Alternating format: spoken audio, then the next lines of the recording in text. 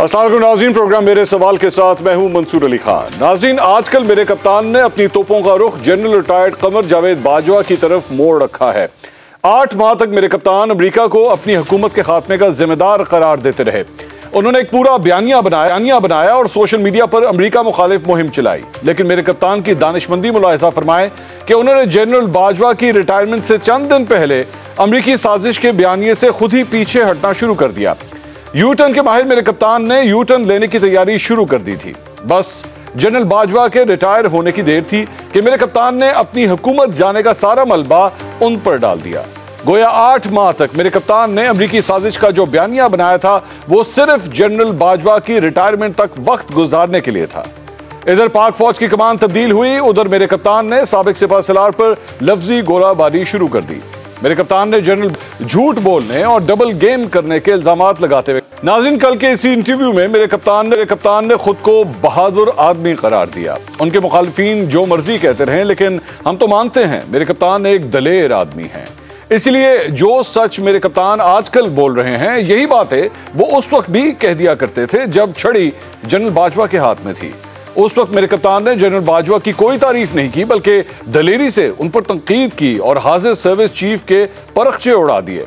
वो सुनिए और मेरे कप्तान की अक्लमंदी की दाद दीजिए। जनरल बाजवा को मैं आज एक उनकी तारीफ करता हूँ। ये जनरल बाजवा एक सुलझे हुए आदमी है, एक वो उसके अंदर ठहराव है, क्योंकि वो बिलीव करते हैं डेमोक्रेसी के अंदर। मुझे कोई पाकिस्तानी फौज से क्यों प्रॉब्लम नहीं है? कौन सा मेरा मंशूर है जिसके पीछे हमारी फौज ने मदद नहीं की? एक एस्टेब्लिशमेंट होती है जनरल जिया की, एक होती है जनरल मुशर्रफ की, एक है जनरल बाजवा की। टोटली एक डेमोक्रेटिक गवर्नमेंट के साथ खड़े। जनरल बाजवा ने जिस तरह इस हुकूमत की मुश्किल वक्त पे मदद की, कराची में मदद की, कोरोना के अंदर पूरी तरह मदद की, सारी मेरी फॉरेन पॉलिसी, पाकिस्तान की फौज और जनरल बाजवा हमारे साथ खड़े रहे हैं। नाज़रीन, ये दोनों तरह की बातें सुनकर यकीनन आप मेरे कप्तान की सिर्फ दलेरी ही नहीं बल्कि अक्लमंदी के कायल भी हो गए होंगे। जनरल बाजवा से मेरे कप्तान को जो दुख मिले उनमें से कुछ तो उन्होंने बता दिए, और सबसे बड़े दुख का खुलकर जिक्र करने के बजाय उन्होंने उस तरफ हल्का सा इशारा किया। नाज़रीन, आपने सुना वो दुख जिसके बारे में मेरे कप्तान खुलकर बोल भी नहीं सकते। वो lieutenant general retired Faiz Hamid को आर्मी चीफ ना बनाने का है। गालिबन मेरे कप्तान कहना चाह रहे थे कि जनरल बाजवा ने फैज हमीद को आर्मी चीफ बनाने का वादा कर रखा था, जिसको पूरा नहीं किया गया। अहमद फराज ने मेरे कप्तान की इसी कैफियत के बारे में एक शेर कहा था, जब्त लाजिम है मगर दुख है कयामत का, जालिम अब के भी ना रोएगा तो फिर मर जाएगा। मेरे कप्तान के इस दुख का हमें एहसास है, लेकिन है मेरे कप्तान, जनरल आसिम मुनीर के आर्मी चीफ बनने के बाद अब जब्त के सिवा कोई चारा नहीं। Lieutenant general retired Faiz Hamid के आर्मी चीफ ना बनने का दुख अपनी जगह, मगर जनरल रिटायर्ड बाजवा पर मेरे कप्तान के संगीन इल्जामात के बाद मेरे अपने कप्तान से कुछ सवालात हैं। सवाल नंबर 1, मेरे कप्तान, आप वाहिद वजीर आजम थे जो खुलकर एस्टैब्लिशमेंट के साथ एक पेज पर होने का दावा करते थे। क्या आपका यह दावा गलत था? सवाल नंबर 2, मेरे कप्तान, बजट मंजूरी के वक्त आपके अपने अरकान आपकी बात मानने को तैयार ना थे। क्या ये जनरल बाजवा ही ना थे जिन्होंने आपको अरकान की मतलूबा तादाद पूरी करने में मदद दी? सवाल नंबर 3, मेरे कप्तान, क्या यह हकीकत नहीं कि 11 मार्च 2022, दोबारा सुनिए, 11 मार्च 2022 को आपने कामरा एयरबेस पर असद उमर और शाह महमूद कुरैशी की मौजूदगी में जनरल बाजवा से दरख्वास्त की थी कि वो हुकूमत बचाने में आपकी मदद करें? सवाल नंबर 4, मेरे कप्तान, क्या यह हकीकत है कि आपकी खातिर 26 मार्च 2022 को जनरल बाजवा ने एक आर्मी मेस में शहबाज शरीफ, आसिफ अली जरदारी, बिलावल भुट्टो और मौलाना फजलुर रहमान को मनाने की कोशिश की थी कि वो तहरीके अदम एतमाद वापस ले लें, और इस मुलाकात में जनरल बाजवा के अलावा आपके करीबी समझे जाने वाले एक साबिक लेफ्टिनेंट जनरल भी मौजूद थे? सवाल नंबर 5, क्या यह हकीकत नहीं कि मेरे कप्तान, इस सारे अरसे में आप जनरल बाजवा की मिन्नतें करते रहे कि आपकी हुकूमत को किसी तरह बचा लिया जाए? सवाल नंबर 6, जनरल बाजवा के जराए ये कहते हैं कि उनको एक एक्सटेंशन देने से पहले उनको एतमाद में भी नहीं लिया गया था। मेरे कप्तान, क्या ये बात हकीकत नहीं कि आपने एक्सटेंशन देने से पहले उनको बताया तक नहीं था?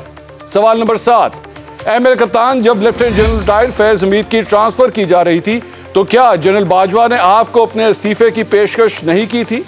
सवाल नंबर 8, जब जनरल बाजवा ने आपके प्रिंसिपल सेक्रेटरी आजम खान को फोन करके इस्तीफे की बात की तो क्या यह हकीकत नहीं कि आपके प्रिंसिपल सेक्रेटरी आजम खान ने उनको इस्तीफा देने से मना किया था?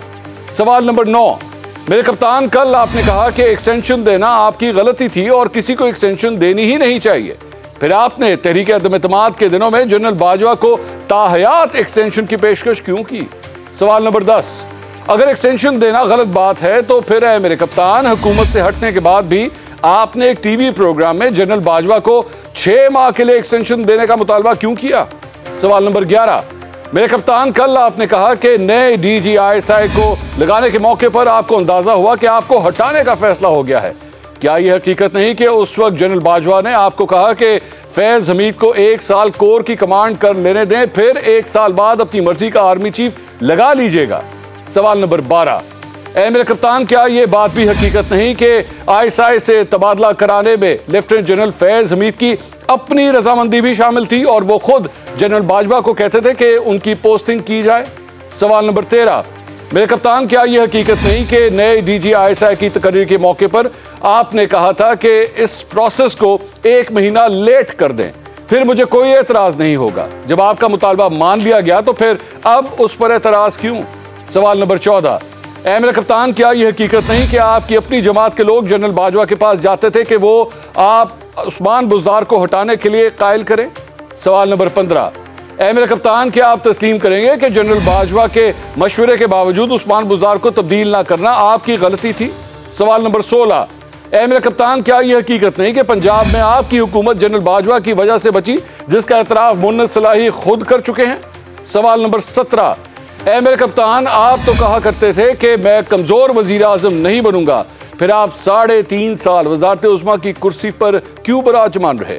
सवाल नंबर 18, मेरे कप्तान, आपने खुद तस्लीम किया था कि हर जगह फौज आपके साथ रही है, क्या अब उसी फौज के साबिक सिपहसालार पर इल्जाम तराशी करना जेब देता है?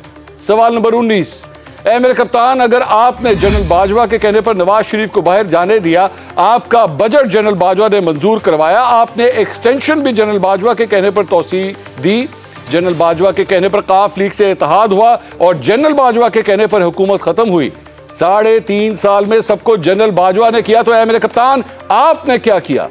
सवाल नंबर 20, हुकूमत से निकलने के बाद मेरे कप्तान, आपने तस्लीम किया कि इत्तेहादियों के साथ मिलकर हुकूमत बनाना गलती थी, MQM का वजीर कानून बनाना गलती थी, जस्टिस फाइज ईसा के खिलाफ रेफरेंस भेजना गलती थी, नवाज शरीफ को बाहर जाने की इजाजत देना गलती थी, यूक्रेन जंग के दौरान रूस जाना गलती थी, जनरल बाजवा को एक्सटेंशन देना गलती थी। मेरे कप्तान, आपने कोई काम ठीक भी किया या सिर्फ गलतियां ही करते रहे?